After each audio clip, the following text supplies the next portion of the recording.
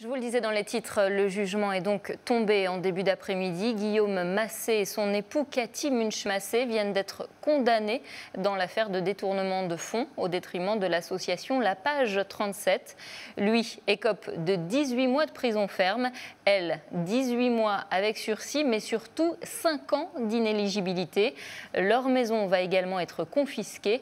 Les conséquences de cette condamnation avec Florent Clavel. Cathy Munch-Massé accuse encore le coup. Quelques minutes avant, la présidente a asséné son argumentaire. Elle savait tout de la situation financière critique de son couple. Elle ne pouvait pas non plus ignorer l'origine frauduleuse de l'argent qui atterrissait sur son compte joint. Condamnée, l'ancienne première adjointe socialiste au maire de Tours.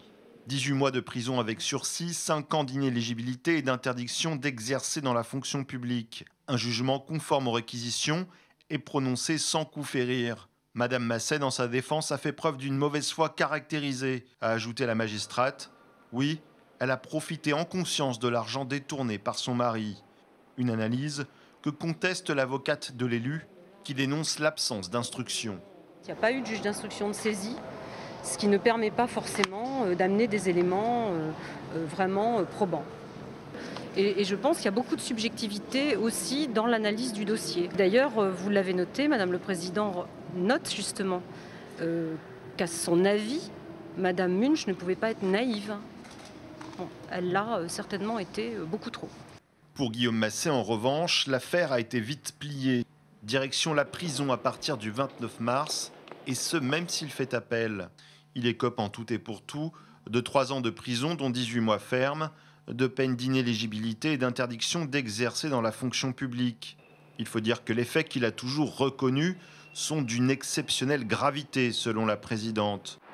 De 2018 jusqu'à son arrestation l'an dernier, l'ancien directeur de la Page d'Indre-et-Loire a siphonné l'association pour personnes handicapées dans des proportions folles. 350 000 € au total, grâce à de fausses factures émises sur des travaux dont il avait la main mise totale. Pour rembourser l'association, la justice a choisi de confisquer la maison du couple à Tours-Nord, dont la valeur est estimée à 433 000 €. Le couple a maintenant 10 jours pour faire appel. Faute de quoi, Cathy Munch-Massé devra démissionner immédiatement de ses mandats d'élu à la ville de Tours et à la région. Et le maire de Tours, dans un communiqué, rappelle que Cathy Munch-Massé a bien été démise de ses fonctions de première adjointe. Elle reste en revanche toujours élue tant que tous les recours judiciaires n'ont pas été épuisés.